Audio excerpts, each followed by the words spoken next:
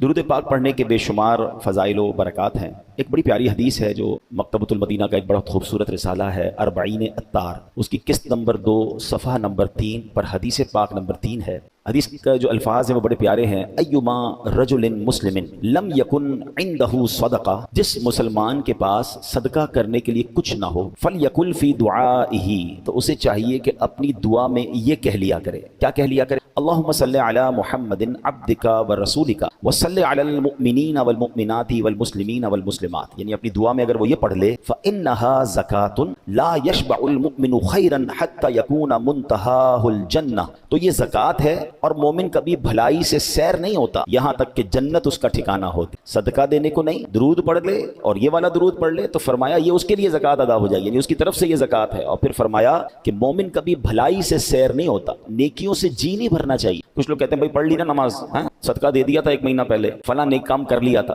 بھلائی سے جس کو کہتے ہیں نا دل نہیں بھرنا چاہیے۔ اور نیکیاں جس طرح مال سے دل نہیں بھرتا، دنیا کی چیزوں سے دل نہیں بھرتا، نیکیوں سے دل بھر جاتا ہے۔ اللہ وہ ہمارا دل بنا دے کہ ہمیں گناہوں سے نفرت ہو جائے اور نیکیوں سے ایسا پیار ہو جائے کہ ایک کے بعد ایک نیکی، ایک کے بعد ایک نیکی کرنے کا ذہن بن جائے۔ اب مثال کے طور پہ اگر دنیاوی اگزامپل، پہلے میں اس حدیث کو پورا کر لوں، اور پھر فرمایا یہاں تک کہ جنت اس کا ٹھکانہ ہوتی ہے، اس کا بھلائی سے سیری نہیں ہوتی یہاں تک کہ جنت اس کا ٹھکانہ ہوتی۔ اب میں فار ایگزامپل سمجھانے کے لیے کہہ رہا ہوں کہ اگر ہمیں یہ کہا جائے کہ ایک فرض نماز پڑھیں گے تو آپ کے اکاؤنٹ میں 50,000 روپے جمع ہو جائیں گے، 2 رکعت نفل پڑھیں گے تو 10,000 روپے جمع ہو جائیں گے، ایک تسبیح کلمہ پاک کی پڑھیں گے تو 5,000 جمع ہو جائیں گے، ایک تسبیح درود پاک کی پڑھیں گے تو 5,000 جمع ہو جائیں گے۔ اب بتائیے کتنی تسبیح پڑھیں گے، کتنے نفل پڑھیں گے اور کون سی نماز قضا کریں گے؟ ٹھیک ہے نا، یعنی دنیا کی چیزیں ہوں تو پھر بندہ نہ دن دیکھتا ہے نہ رات دیکھتا ہے، کسی طرح دنیا کا مال آتا رہے۔ لیکن اگر ہمیں یقین ہو جائے کہ میرا ہر سجدہ، میری ہر نماز، میری ہر تسبیح میرے لیے جنت کے خزانے جمع ہو رہے ہیں تو پھر سیری کیسے ہوگی؟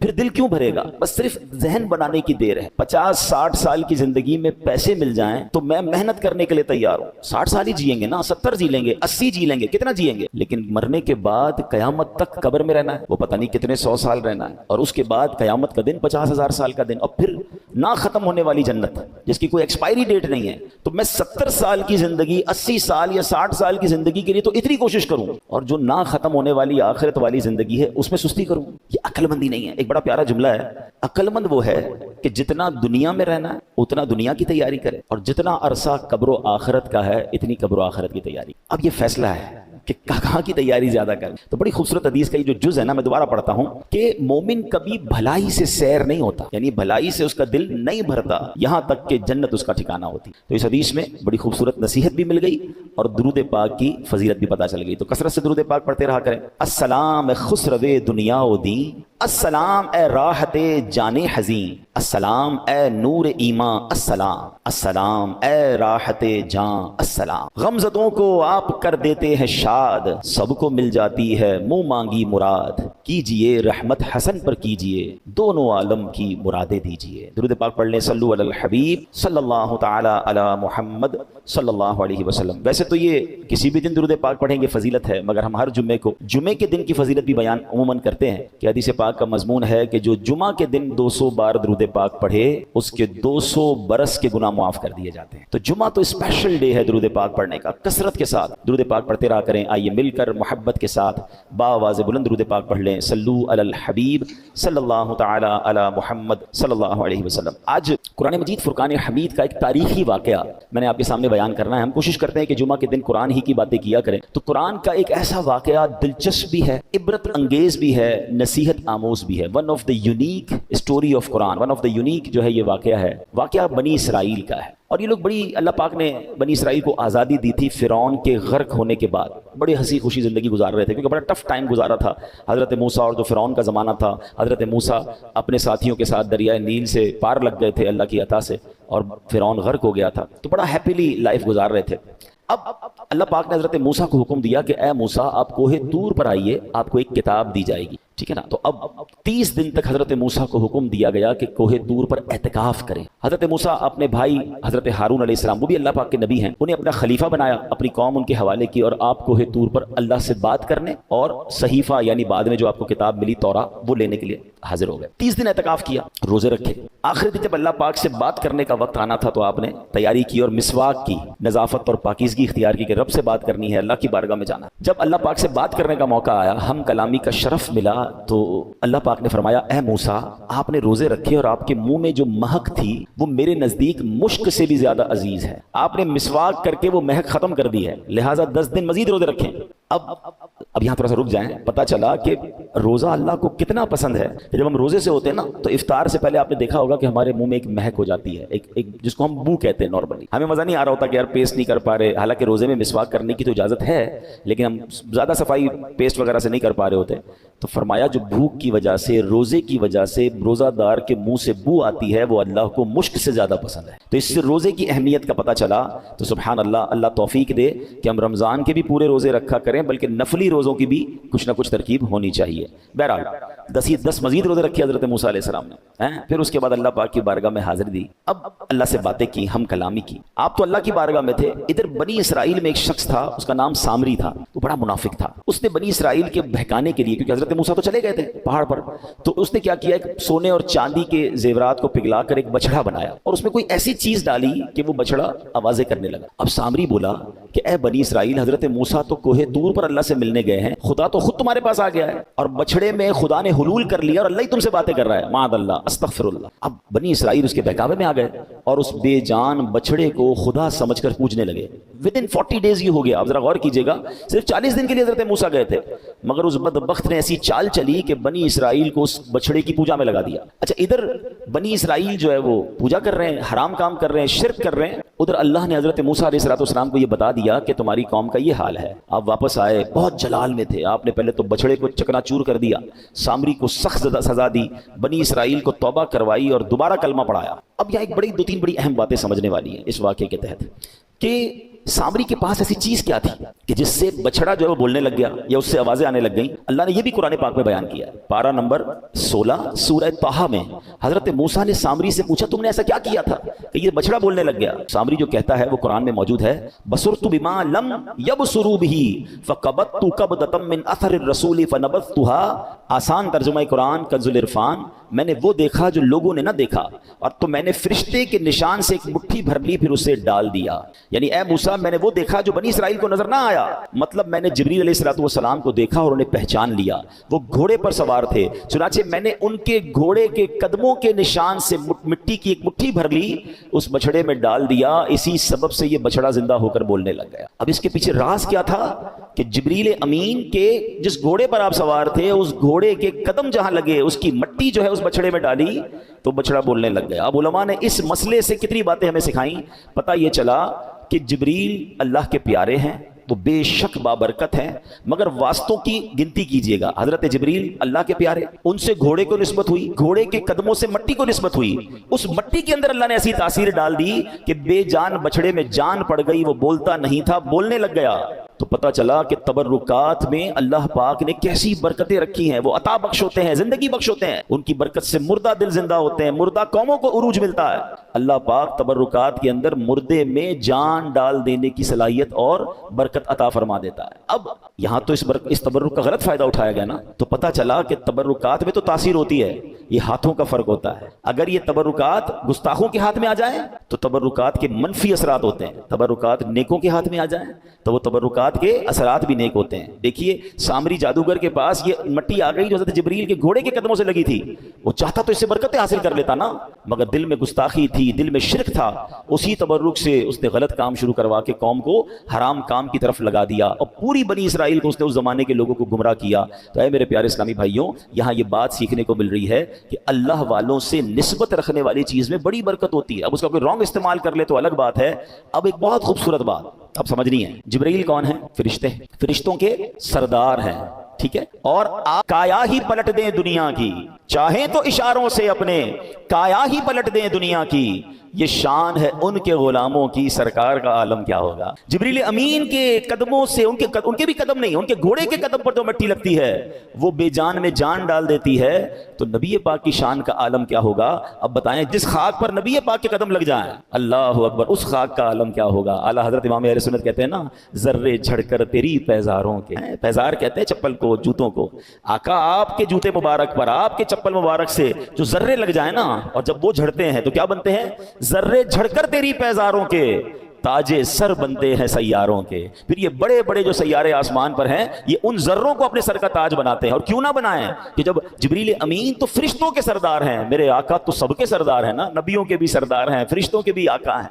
जिब्रील अमीन तो नबी पाक के वजीर हैं। तो अब जरा गौर कीजिए मुस्तफ़ा करीम अलैहिस्सलातु वस्सलाम के मुबारक कदमों का और उनकी शान का आलम क्या होगा। और सुभान अल्लाह, वो जो है ना, तेरी कफ्श पायूं सवारा करूं मैं कि पलकों से उसको बुहारा करूं मैं। मुफ्ती आजम हिंद कहते हैं हुजूर आपके कदमों से लगने वाली जो खाक है ना, है उसको मैं ऐसे साफ करूंगा, झाड़ू से नहीं, अपनी पलकों से मैं उसको बुहारा करूंगा। ये उसकी शान इतनी आला है। नबी पाक के कदम जहां लग जाएं, नालैन शरीफ लग जाएं, मौलाना जामी कहते हैं जो सुए मन गुजरारी मने मिस्कीन नादारी फिदाए नक्श नालैनत कुनम जाए या रसूल अल्लाह। हुजूर कभी आप मेरे घर तशरीफ लाएं तो आपके जो नक्शे नालैन हैं, नालैन यानी चप्पल मुबारक का जिधर जिधर नक्श लगे, जामी अपनी उस नक्श पर जान कुर्बान करेगा। अल्लाह अकबर, ये शान है नबी पाक अलैहिस्सलातु वस्सलाम की। अब जरा ये जो वाकया मैंने बयान किया ये कुरान मजीद में किस तरह कुरान ने डिफाइन किया, जरा सुनिएगा। अल्लाह कुरान में फरमाता है कि पारा 1 है, सूरह बकरा है, आयत नंबर 51 एंड 52। सुभान अल्लाह। बिस्मिल्लाहिर रहमानिर रहीम। व इद वअदना मूसा 40 लैलतन सुम्मा तखस्तुमुल इजला मिन बअदिही व अंतुम ज़ालिमून सुम्मा अफौना अन्कुम मिन बअदि ज़ालिका लअल्लकुम तशकुरून। आसान तर्जुमा कुरान कंजुल इरफान। और याद करो जब हमने मूसा से 40 रातों का वादा फरमाया, फिर उसके पीछे तुमने बछड़े की पूजा शुरू कर दी और तुम वाकई जालिम थे,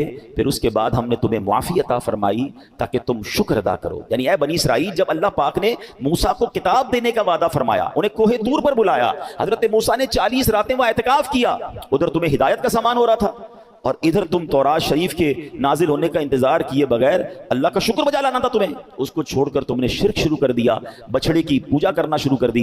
मगर अल्लाह पाक का करम देखो, तुम पर अल्लाह का फजलो एहसान देखो, ऐसे अजीम जुल्म के बावजूद अल्लाह करीम ने तुम पर अजाब न भेजा, तुम्हें तबाह बर्बाद न किया, फिरौन की तरह तुम्हें गर्क न किया, बल्कि तुम्हें तौबा की तौफीक बख्शी, तुम्हारी तौबा कबूल हुई और दोबारा से ईमान की नेमत अता फरमा दी। ये वजह क्या बनी? सुभान अल्लाह, इसलिए कि तुम शुक्र गुजार बनो, लिहाजा उस इनाम का शुक्र अदा करो। अब जरा गौर कीजिए, इस आयत में गोया इनको माफी भी मिली, इनकी ज्यादती का जिक्र भी हुआ और माफी का जिक्र भी हुआ और रीजन का भी जिक्र हुआ कि ये तुम पर इनाम क्यों हुआ, ताकि शुक्र अदा करो। ऐ मेरे प्यारे इस्लामी भाइयों, अब जरा थोड़ी सी बड़ी इश्क वाली बात भी है और बड़ी रिलेटिव बात भी है। हजरत मूसा कौन है? कलीमुल्लाह, याद रखिएगा। कलीम किसको कहते हैं? बात करने वाले को। आप अल्लाह से बात करते थे। हमारे आका कौन है? हबीबुल्लाह। अल्लाह ने सिर्फ बात न की, अपने हबीब को अपना दीदार भी कराया। अब जरा समझिएगा कि हजरत मूसा तूर पर गए, 40 दिन एतकाफ किया, तब आपको तौरात अता की गई। तवज्जो रखिएगा, कहां बुलाया? कोहे तूर पर बुलाया, 40 दिन का एतकाफ किया पहले और फिर तौरात अता की गई। बड़ी शान है। मगर आओ महबूब पाक अलैहिस्सलाम की शान देखो। आप गारे हिरा में तशरीफ फरमा थे, आपको कहीं बुलाया नहीं गया, कहीं जाने की जहमत नहीं फरमाई, बल्कि जिब्रील अमीन को वहां भेजा जब महबूब मौजूद थे और वही कुरान नाजिल होना शुरू हुआ। बल्कि सिर्फ यही बस नहीं हुआ कि गारे हिरा में जब जब आते कुरान नाजिल होता। अल्लाह अकबर, महबूब पाक मक्के में है, कुरान मक्के में नाजिल होता। आका मदीने में है, कुरान मदीने में नाजिल होता। नबी पाक सफर में है, कुरान वही नाजिल होता। अल्लाह अकबर, नबी पाक अलैहिस्सलाम ताइफ में है, कुरान ताइफ में नाजिल हुआ। आका अलैहिस्सलाम बिस्तर में है, कुरान बिस्तर में नाजिल हो रहा। फर्क देखिए, हैं तालिब और मतलूब का फर्क देखिए। हजरत मूसा अलैहिस्सलाम तालिब थे, अल्लाह के हबीब अलैहिस्सलाम मतलूब हैं। महबूब को जहमत नहीं दी गई बल्कि वहीं पहुंचाया गया। और समझिएगा, हजरत मूसा अलैहिस्सलाम ने जब अल्लाह से बातें करते थे ना, तो दिल में यकीनन तमन्ना जागती है कि जिससे बात हो और रिस्पेक्ट भी हो, मोहब्बत भी हो, तो उसे देखने को जी चाहता है। तो हजरत मूसा ने अल्लाह की बारगाह में अर्ज की, मौला मैं तेरा दीदार करना चाहता हूं। इरशाद हुआ, लन तरानी, ऐ मूसा तुम मुझे नहीं देख सकोगे। रिक्वेस्ट की तो फरमाया, अब एक पहाड़ पर अपनी तजल्ली रब ने नाजिल फरमाई। अब जब उस पहाड़ पर अल्लाह का दीदार नहीं था, रब के नूर की एक तजल्ली थी। हजरत मूसा उस तजल्ली की ताब ना ला सके, बेहोश हो गए। जरा रिपीट समझिएगा, हजरत मूसा ने रिक्वेस्ट की, मना हो गया, तजल्ली नाजिल हुई, अब बेहोश हो गए। और इधर नबी पाक आराम कर रहे थे उम्मे हानी रदी अल्लाह तआला अन्हा के घर पर, और जिब्रील अमीन आकर अर्ज करते हैं कि हुजूर रब आपको बुला रहा है। यहां रिक्वेस्ट है और वहां खुद बुलाया जा रहा है। यहां बेहोश हो गए और वहां मेरे आका अपने सर की आंखों से रब का दीदार भी कर रहे हैं, अल्लाह से बातें भी कर रहे हैं। खलील और हबीब का फर्क समझिए।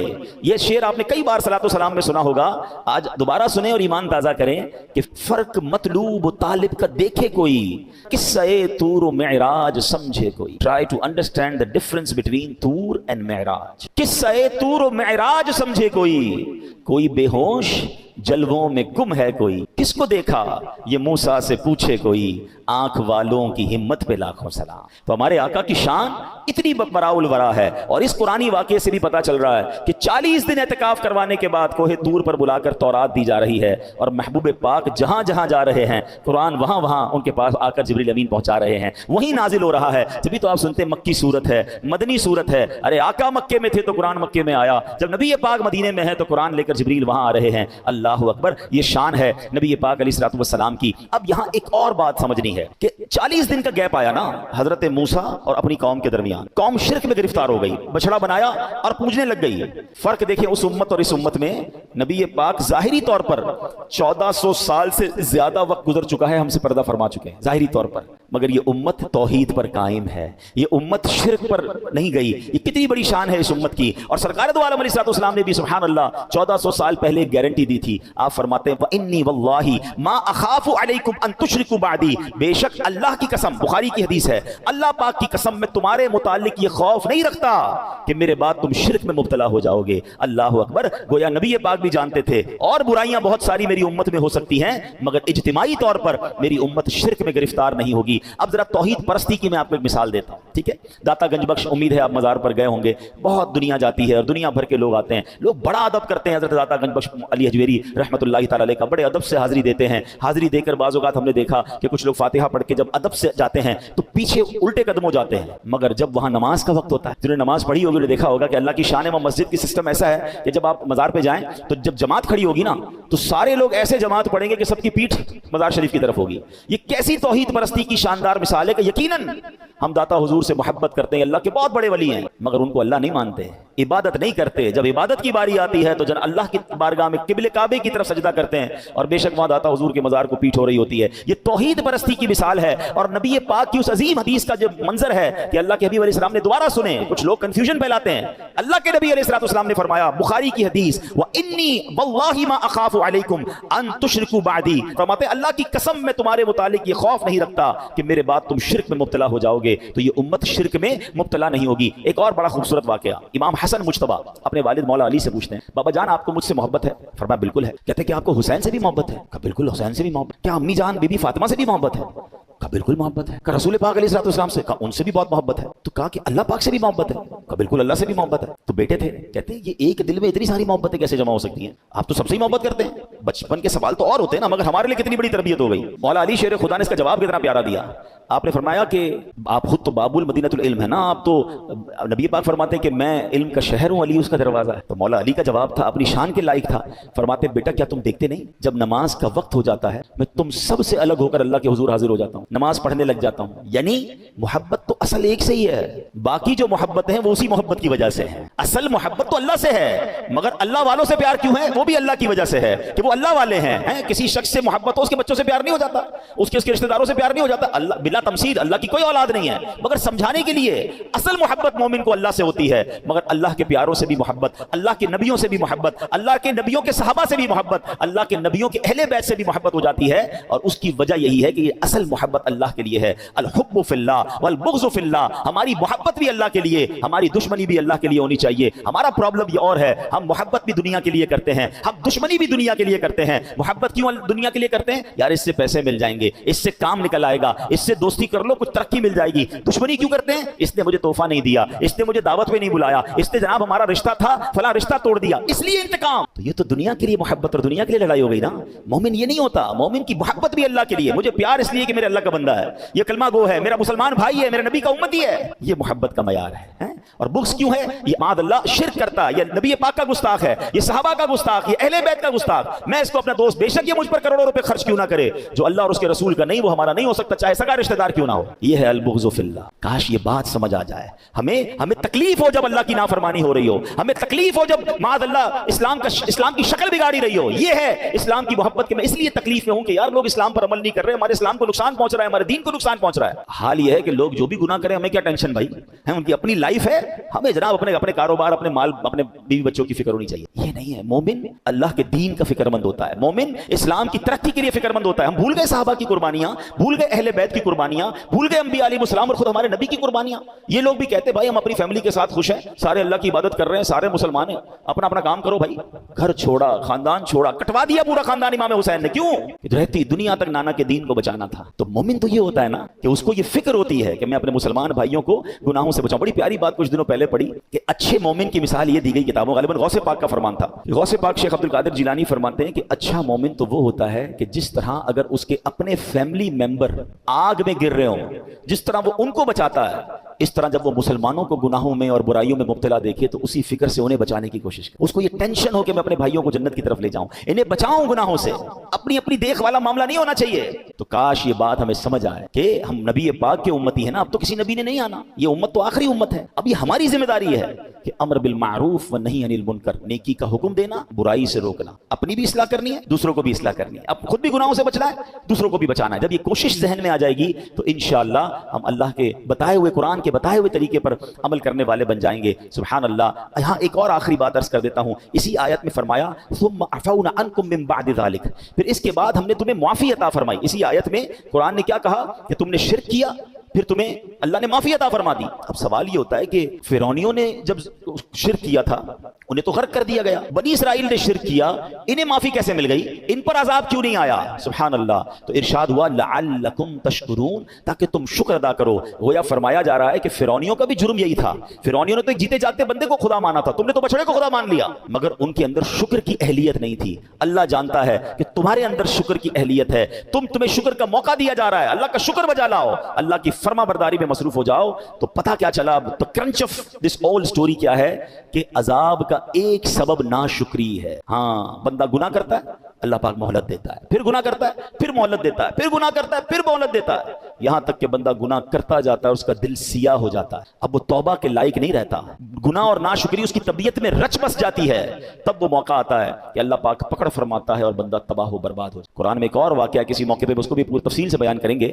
یمن میں ایک علاقہ تھا سبا، یہ ایک ایسا علاقہ تھا کہ دنیا کا سب سے خوبصورت اس کی آب و ہوا تھی، کوئی مچھر نہیں، کوئی کیڑا نہیں، اتنے شاندار پھل تھے کہ لوگ اپنے سر پر ٹوکری اٹھا کے نکلتے تھے تو درختوں سے پھل گرنا شروع ہو جاتے تھے۔ ورلڈ بیسٹ ایٹماسفیئر تھا۔ آج لوگ کہتے ہیں نا فلاں کنٹری کی ہوا سب سے اچھی ہے، ایٹماسفیئر اچھا ہے، وہ ایسی ہوا تھی کہ اس کے اندر سے کوئی گزرتا تھا تو صحت مند ہو جاتا تھا، مگر وہ قوم ناشکری کرنے لگی، کفر کرنے لگی۔ 13 نبی بھیجے گئے اس قوم پر، وہ قوم نے نہیں مانی بات، ناشکری کرتے تھے، کہتے ہماری یہ ساری اللہ نے تھوڑی دی ہے، تو ہم نے ہمارے پاس یہ نعمت ہے، ہم نے بلڈ اپ کیا ہے۔ اللہ نے کیسے اس قوم کو تباہ کیا؟ چوہے بھیجے۔ اتنی بڑی قوم، اتنا بڑا کام تھا، ان کے پاس ایک نہر تھی جہاں سے پانی وہ لیتے تھے، ایک بند باندھا تھا، چوہے گئے اس بند کو کاٹا، ایسا سیلاب آیا کہ ان کے تمام باغات، تمام گھر، سب کچھ غرق ہو گیا۔ پتا چلا کہ ناشکری کرنے پر اللہ عذاب دیتا۔ کاش یہ بات سمجھ آ جائے، اور شکر کرنے پر اور دیتا ہے۔ کمال دیکھیں، نعمت بھی خود دے رہا ہے، عطائیں بھی خود کر رہا ہے، ہمیں صرف کیا کرنا ہے؟ شکر بجا لانا ہے۔ شکر کریں گے ملٹیپلائی ہونا شروع ہو جائے گا، بڑھنا شروع ہو جائے گا۔ خود قرآن میں فرمایا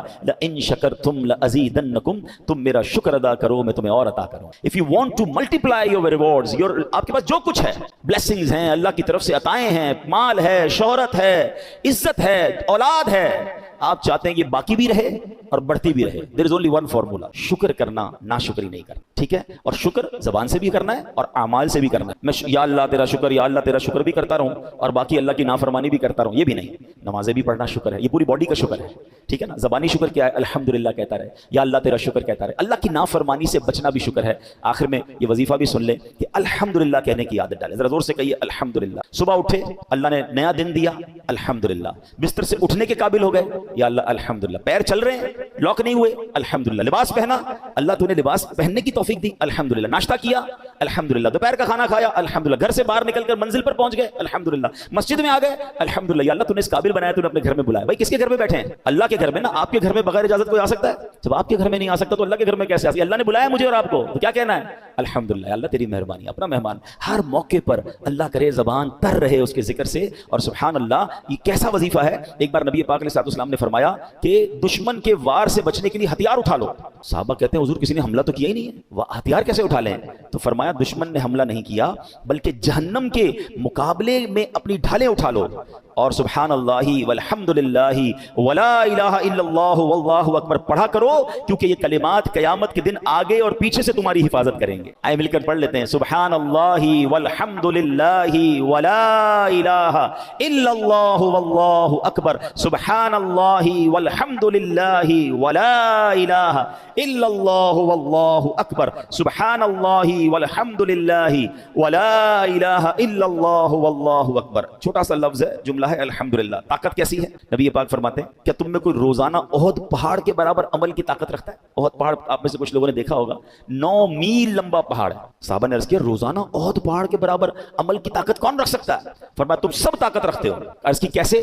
فرمایا الحمدللہ کہنا احد پہاڑ سے زیادہ عظمت والا ہے، کہیے الحمدللہ۔ ایک بار نبی پاک نے فرمایا الحمدللہ کہنا میزان کو بھر دیتا ہے، یعنی الحمدللہ کہنے سے اتنا ثواب ملتا ہے کہ روز قیامت جب یہ ثواب میزان عمل پر رکھا جائے گا تو میزان بھر جائے گا۔ تو کیا کہیں گے؟ الحمدللہ الحمدللہ الحمدللہ۔ اچھا صرف ایک تو الفاظ ہیں، فیلنگز کے ساتھ، اے اللہ تیری مہربانی، اے اللہ تیرا شکر تو نے مسلمان بنایا، اے اللہ تیرا شکر آنکھیں دی، اے اللہ تیرا شکر کان دیے، اے اللہ تیرا شکر کھانا دیا، اے اللہ تیرا شکر لباس دیا، میں آزاد ہوں، میں جیل میں نہیں ہوں، میں بڑی بیماری میں مبتلا نہیں ہوں، یا اللہ تیرا شکر۔ جو دیا ہے رب نے، جو نہیں ملا اس پہ نہ غمزدہ ہوا کرو، دیا اتنا کچھ ہے کہ کروڑوں ترس رہے ہیں، اللہ کرے کہ یہ ہمارا شکر، اور پھر آپ شکر کریں گے تو کیا ہوگا؟ بڑھنا شروع ہو جائے گا، ملٹی پلائی ہونا شروع ہو جائے گا۔ شکووں سے نہیں بڑھتا، کمپلین سے نہیں بڑھتا، شکر سے بڑھتا ہے۔ اللہ ہمیں شکر گزار بنا دے۔ اللہ پاک اس خوبصورت قرآنی واقعے سے ہمیں اپنا عبادت گزار بنائے، شرک سے محفوظ فرمائے، توحید کی سچی دولت نصیب فرمائے اور قرآن پاک کے نور سے ہمارے دلوں کو منور فرمائے۔ آمین بجاہ النبی الامین صلی اللہ تعالی علیہ وسلم۔